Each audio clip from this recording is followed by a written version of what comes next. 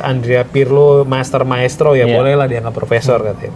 Tapi kalau sekelas Tom Haye lalu dianggap profesor, menurut saya jadi keberatan sama itu seolah-olah semua benar sama dia. Jadi levelnya di bawah Persib semua tuh. Kalau kita lihat secara taktik dan kayak gimana. Jadi ya Persib kalau bisa lolos ke perempat final, peluangnya untuk jadi lolos ke semifinal terbuka lebar. Gimana Bang? Kans Persib di Iya benar sih. Terbuka lebar sih buat lolos ke perempat final tuh terbuka lebar ya. Karena ya kita Persib itu ya jauh lebih baik lah. Menurut gua kan PR musim lalu kan dari gedornya kurang ya. Nah sekarang lihat ada Balsa, ada Wenalo, ada Mariano, Peralta, belum ada Baros, ada udah baik banget ya. Ragnar ya. Udah ketemu nih lah obat dari yang kekurangan musim lalu. Seperti itu tinggal bagaimana di pertengahan nanti. Kayak gitu sih ya, terbuka lebar sih buat lolos angka jauh ya. Ini kan bagus juga buat sepak bola Indonesia ya. Diperhitungkan banget Persib ini kan. Benar. Ya kalau gue sih harapannya Persib bisa kompetitif juga di ajang ini, karena kalau bisa Persib ya ternyata bisa juara kan, ujung-ujungnya duit yang didapat bisa lebih banyak kan. Nah di musim depan lo bisa jadi modal Persib entah untuk memperkuat tim atau memperbaiki fasilitas ya. Karena kita tahu Boboto banyak yang protes katanya kan, klub juara tapi fasilitasnya nggak bagus. Karena kan di lapangan pendamping di sana juga ya nggak sebagus kayak di Bali atau Dewa United gitu kan. Jadi ya mungkin skala protes Persib saat ini atau dari manajemen ya pengen melihat tim lebih berprestasi dulu kali. Walaupun ya ketika sebuah tim yang berprestasi ya dasarnya ya mungkin ya dari fasilitas itu sendiri kan, yang belum ya mungkin manajemen Persib udah ngejamahnya tapi belum maksimal kayak gitu ya. Dan nah satu lagi menarik nih yang kita bahas nih.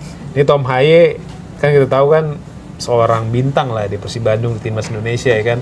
Bahkan sudah mendapatkan julukan The Professor nih dari ketika dia masih main di Eredivisie kan. Bahkan kalau kita lihat cuplikannya itu ketika main di NAC Breda, dia disambut oleh supporter sebagai The Professor gitu kan. Maksudnya bukan pemain baru lah, bukan pemain kacangan nih, tapi ada salah satu pengamat di Indonesia yang bilang, ini gue bacain ya biar nggak misleading kali ya, gue baca nih, salah satu pengamat bilang kayak gini katanya, yang lebih cerdas maksud saya jangan plek-ketiplek gitu loh profesor, nggak tahu buat saya yang belajar bola dari dulu atau senang lah, buat saya profesor itu Arsene Wenger katanya, atau sekarang Guardiola dianggap profesor boleh dan pencapaiannya. Jadi kalau menurut pengamat ini tuh orang bisa disebut profesor tuh kayak Wenger dan Guardiola yang pemikir gitu kan. Terus juga kalau pemain Kevin De Bruyne dengan passing yang bisa begitu, oke lah dianggap profesor.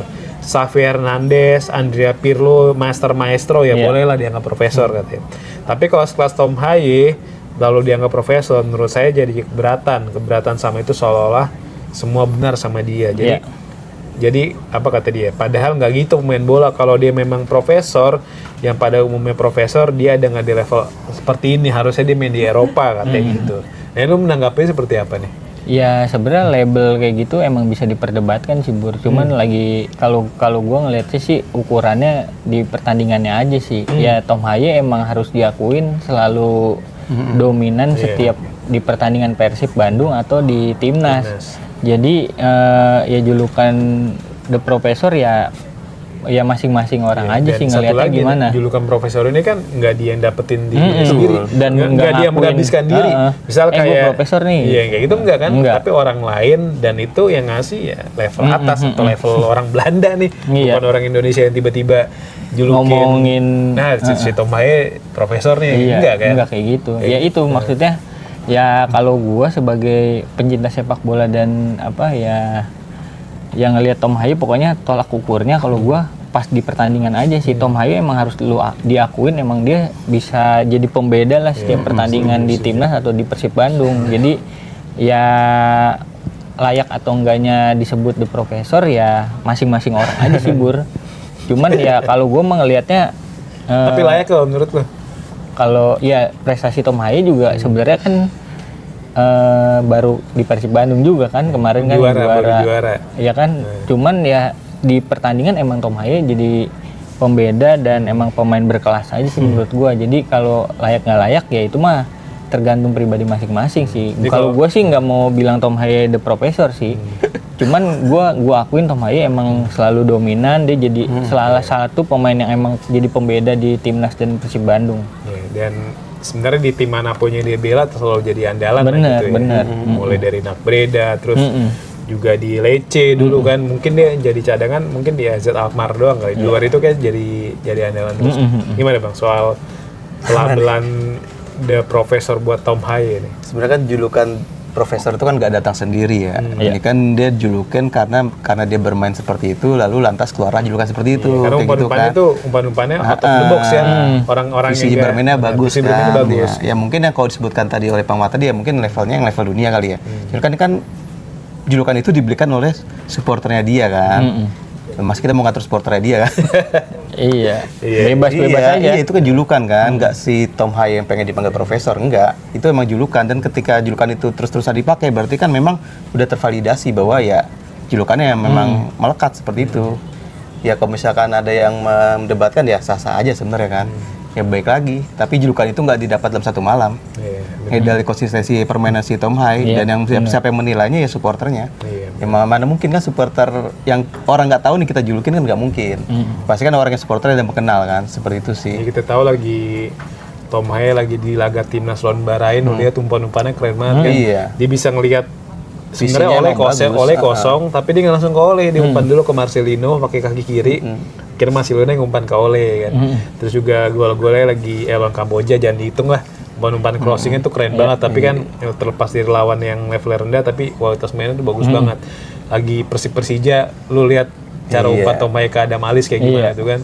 Orang yang nggak pernah berpikiran kayak gua harus umpan ke Adam Alis ya, karena lu mikir pasti wah Adam Alis sprint sama Donitri pasti kalah nih. Tapi ternyata dia bisa ngarahin bola tuh yang ke ruang yang emang sekiranya bisa didapetin Adam Alis kan, itu kan memang pola pikir yang nggak semua pemain bola punya. Visi pemain emang di atas rata-rata sih. Dan yang jelas Tom Haye kalau setiap main pokoknya dia pengen banget menang.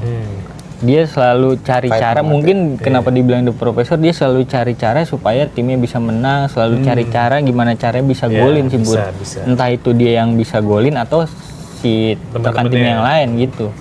Ya, harapannya Tom Haye karirnya juga bisa terus berkembang, karena kita tahu jadi aset bangsa, aset bangsa untuk membuat timnas Indonesia berprestasi nanti di Piala Asia atau nanti lolos ke Piala Dunia 2030. Oke, Bang Feby dan Bang Erha, makasih banyak kita udah ngobrol-ngobrol 30 menit lebih soal Persib Bandung. Ya, harapan nanti Persib lawan Manila Tiger bisa menang ya, karena kita pengen Persib bisa berprestasi di ACL 2 dan bisa memberikan banyak poin bagi Indonesia. Oke, makasih banyak Bang Hera dan Bang Feby.